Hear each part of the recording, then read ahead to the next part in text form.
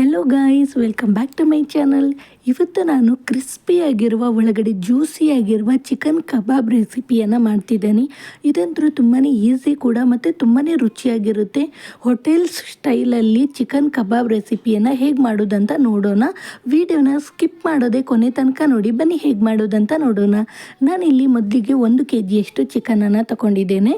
ಇದನ್ನು ಚೆನ್ನಾಗಿ ವಾಶ್ ಮಾಡಿಬಿಟ್ಟು ನೀರನ್ನೆಲ್ಲ ಬಸಿದ್ಬಿಟ್ಟು ಒಂದು ಬೌಲಿಗೆ ಹಾಕ್ಕೊಳ್ತಿದ್ದೇನೆ. ಚಿಕನ್ ಎಲ್ಲ ಹಾಕಿದ ನಂತರ ಇದಕ್ಕೆ 1 ಟೇಬಲ್ ಸ್ಪೂನ್ ಅಷ್ಟು ಜಿಂಜರ್ ಗಾರ್ಲಿಕ್ ಪೇಸ್ಟನ್ನು ಹಾಕೊಳ್ತಿದ್ದೇನೆ. 1 ಟೇಬಲ್ ಸ್ಪೂನ್ ಅಷ್ಟು ನಿಂಬೆ ರಸವನ್ನು ಹಾಕೊಳ್ತಿದ್ದೇನೆ. ಇಲ್ಲಿ ನಾನು ರೆಡಿಮೇಡ್ ಕಬಾಬ್ ಪೌಡರನ್ನು ಬಳಸ್ತಿದ್ದೇನೆ.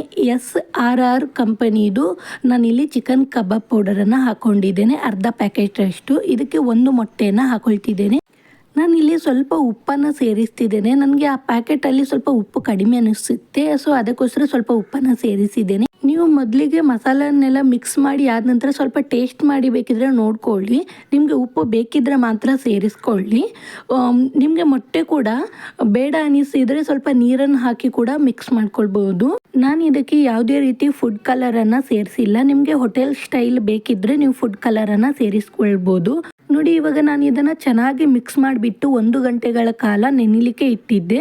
ಇವಾಗ ಇದು ಚೆನ್ನಾಗಿ ನೆಂದಿದೆ. ಇವಾಗ ನೋಡಿ, ನಾನು ಇದನ್ನು ಎಣ್ಣೆಗೆ ಹಾಕಿ ಫ್ರೈ ಮಾಡ್ತೇನೆ. ಇಲ್ಲಿ ನಾನು ಎಣ್ಣೆನ ಕೂಡ ಬಿಸಿ ಮಾಡಲಿಕ್ಕೆ ಇಟ್ಟಿದ್ದೆ. ಇವಾಗ ಒಂದೊಂದೇ ಪೀಸನ್ನು ಹಾಕಿಬಿಟ್ಟು ಫ್ರೈ ಮಾಡ್ಕೊಳ್ಳೋಣ. ಇಲ್ಲಿ ಎಣ್ಣೆ ಚೆನ್ನಾಗಿ ಬಿಸಿಯಾಗಿರಬೇಕು. ಬಿಸಿ ಆದ ನಂತರ ನಾವು ಗ್ಯಾಸನ್ನು ಮೀಡಿಯಮ್ ಫ್ಲೇಮಲ್ಲಿ ಇಟ್ಕೊಂಡ್ಬಿಟ್ಟು ಫ್ರೈ ಮಾಡ್ಕೊಳ್ಬೇಕು ಚೆನ್ನಾಗಿ. ಆವಾಗ ತುಂಬಾ ಚೆನ್ನಾಗಿ ಒಳಗಡೆ ತನಕ ಬೇಯುತ್ತೆ. ಮೇಲ್ಗಡೆ ಕ್ರಿಸ್ಪಿಯಾಗಿ ಒಳಗಡೆ ಜ್ಯೂಸಿಯಾಗಿ ಬರುತ್ತೆ ಚಿಕನ್ ಕಬಾಬ್. ನಾವು ಎಷ್ಟೊತ್ತು ನೆನೆಲಿಕ್ಕೆ ಇಡ್ತೇವೆ ನೋಡಿ, ಅಷ್ಟು ರುಚಿಯಾಗಿ ಬರುತ್ತೆ, ಅಷ್ಟು ಜ್ಯೂಸಿಯಾಗಿ ಬರುತ್ತೆ ಚಿಕನ್. ನಮ್ಮ ಹತ್ರ ಟೈಮ್ ಇಲ್ಲದಿದ್ದರೆ ಒಂದು ಅರ್ಧ ಗಂಟೆ ಅಷ್ಟೊತ್ತಿಗೆ ಆದರೂ ಇಡಬೇಕು ನಾವು. ಅರ್ಧ ಗಂಟೆ ಇಡದಿದ್ದರೆ ಒಳಗಡೆ ಚಿಕನ್ ಎಲ್ಲ ಚಪ್ಪೆ ಚಪ್ಪೆ ಅನಿಸುತ್ತೆ, ಅಂದರೆ ಉಪ್ಪು ಖಾರ ಎಲ್ಲ ಹಿಡಿಯೋದಿಲ್ಲ ಸರಿಯಾಗಿ. ಅದಕ್ಕೋಸ್ಕರ ಒಂದು ಅರ್ಧ ಗಂಟೆ ಆದರೂ ನೀವು ನೆನೆಲಿಕ್ಕೆ ಬಿಡಬೇಕು. ಟೈಮ್ ಇದ್ದರೆ ನಿಮ್ಮ ಹತ್ರ 1 ಗಂಟೆ 2 ಗಂಟೆಗಳ ಕಾಲ ಕೂಡ ಇಡ್ಬೋದು. 2 ಗಂಟೆ ಎಲ್ಲ ಇಡಬೇಕಾದ್ರೆ ಫ್ರಿಜ್ಜಲ್ಲಿ ಇಡಿ, ಕೆಳಗಡೆ ಫ್ರಿಜ್ಜಲ್ಲಿ ಇಟ್ಟರೆ ಆಯಿತು. 1 ಗಂಟೆ ಎಲ್ಲ ಇಡೋದಾದರೆ ಹೊರಗಡೆನೇ ಇಟ್ಟರೆ ಆಗುತ್ತೆ. ನೋಡಿ, ಇವಾಗ ಕಬಾಬನ್ನೆಲ್ಲ ಚೆನ್ನಾಗಿ ಫ್ರೈ ಮಾಡಿಬಿಟ್ಟು ಎಣ್ಣೆನೆಲ್ಲ ಬಸಿದ್ಬಿಟ್ಟು ಒಂದು ಟಿಶ್ಯೂ ಪೇಪರ್ ಹಾಕಿರುವ ಪ್ಲೇಟಿಗೆ ನಾನಿಲ್ಲಿ ತೆಗಿತಿದ್ದೇನೆ.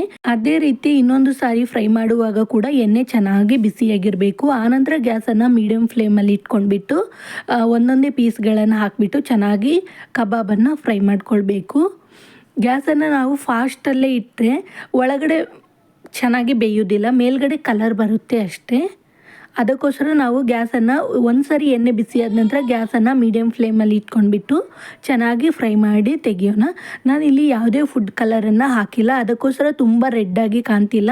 ಇವಾಗೆಲ್ಲ ಫುಡ್ ಕಲರನ್ನು ಹೋಟೆಲ್ಗಳಲ್ಲೆಲ್ಲ ಯೂಸ್ ಮಾಡಬಾರ್ದಂತ ಹೇಳಿದ್ದಾರೆ, ಬ್ಯಾನ್ ಮಾಡಿದಾರಂತೆ. ಸೊ ಅದಕ್ಕಾಗಿ ನಾನು ಕೂಡ ಅಷ್ಟೊಂದು ಫುಡ್ ಕಲರನ್ನೇನು ಕೂಡ ಯೂಸ್ ಮಾಡೋದೇನೆ ನ್ಯಾಚುರಲ್ ಆಗಿಯೇ ಮಾಡಿ ತೋರಿಸ್ತಿದ್ದೇನೆ. ಯಾವುದೇ ಫುಡ್ ಕಲರನ್ನು ಏನು ಬಳಸೋದೇನೆ ನಾನು ಸಿಂಪಲ್ ಆಗಿಯೇ ತುಂಬಾ ರುಚಿಯಾಗಿರುವ ಟೇಸ್ಟಿಯಾಗಿರುವ ಚಿಕನ್ ಕಬಾಬ್ ರೆಸಿಪಿಯನ್ನು ಮಾಡಿ ತೋರಿಸ್ತಿದ್ದೇನೆ. ತುಂಬಾ ರುಚಿಯಾಗಿರುತ್ತೆ. ಒಂದ್ಸರಿ ಈ ವಿಧಾನದಲ್ಲಿ ಟ್ರೈ ಮಾಡಿ ನೋಡಿ. ಗ್ಯಾಸನ್ನು ನೋಡಿ ಮೀಡಿಯಮ್ ಫ್ಲೇಮಲ್ಲೇ ಇಟ್ಕೊಂಡ್ಬಿಟ್ಟು ಚೆನ್ನಾಗಿ ಫ್ರೈ ಮಾಡ್ಕೊಳ್ಬೇಕು. ತುಂಬ ಹೈ ಫ್ಲೇಮಲ್ಲಿ ಇಟ್ಕೊಂಡ್ಬಿಟ್ರೆ ಮೇಲ್ಗಡೆ ಕಲರ್ ಬರುತ್ತೆ, ಒಳಗಡೆ ಸರಿಯಾಗಿ ಬೇಯೋದಿಲ್ಲ.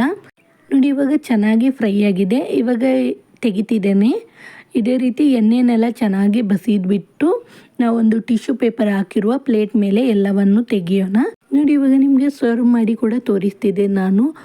ಒಳಗಡೆ ಜ್ಯೂಸಿಯಾಗಿ ಹೊರಗಡೆ ಕ್ರಿಸ್ಪಿಯಾಗಿರುವ ಚಿಕನ್ ಕಬಾಬ್ ರೆಸಿಪಿ ರೆಡಿಯಾಗಿದೆ. ತುಂಬಾ ಈಸಿ ಕೂಡ ಮಾಡ್ಕೊಳ್ಳೋದು. ಹೊಸದಾಗಿ ಯಾರೆಲ್ಲ ನನ್ನ ಚಾನಲನ್ನು ನೋಡ್ತಿದ್ದೀರಾ, ಪ್ಲೀಸ್ ನನ್ನ ಚಾನಲ್ಗೆ ಸಬ್ಸ್ಕ್ರೈಬ್ ಮಾಡ್ಕೊಳ್ಳಿ. ಪಕ್ಕದಲ್ಲಿರುವ ಬೆಲ್ ಐಕನನ್ನು ಒತ್ತಿ ನಿಮ್ಮ ಫ್ಯಾಮಿಲಿ ಆ್ಯಂಡ್ ಫ್ರೆಂಡ್ಸ್ಗಳಿಗೆ ನನ್ನ ವೀಡಿಯೋನ ಶೇರ್ ಮಾಡಿ. ನನ್ನ ವೀಡಿಯೋಗೊಂದು ಲೈಕ್ ಕೊಡೋದನ್ನು ಮರಿಬೇಡಿ. Thank you.